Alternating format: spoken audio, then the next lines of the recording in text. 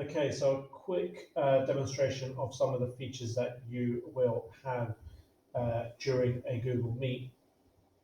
So if you click on this little icon here, this will show you all of the people who are within your meeting. What you can do is if you wanted to mute one of these students, you could do. So where this one student has unmuted themselves, if they are talking too much and you'd like to mute them, or it could be that they've left the microphone on and you still have some background sound which is not allowing you to teach properly, you can simply click on this and it says mute test pupil number one for everyone in the call. Only test pupil one can unmute themselves. So I can actually mute them and that way they have been muted again. However, they are able to unmute themselves should they wish. Should they become slightly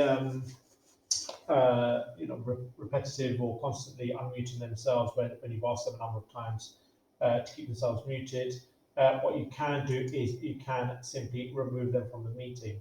Bear in mind what that will do is that will remove them from the meeting. They will not be able to rejoin that one session.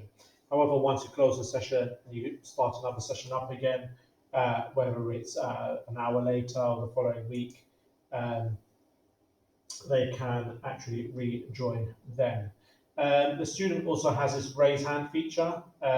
So what they can do is they raise their hand, and in the people section, you will see that that they've got their hand raised. You can simply lower it once you've answered their question. Okay, and you can see as soon as someone's raised their hand, it does bring up a little pop-up like so. But please remember, you try to remember to lower their hands. First couple of sessions, boys may want to play around with that and just understand it will sort of die down. You can also use the host controls and decide whether you'd allow everyone to share their screen or not. So once I've switched that off, students can no longer share their screens with the rest of the class.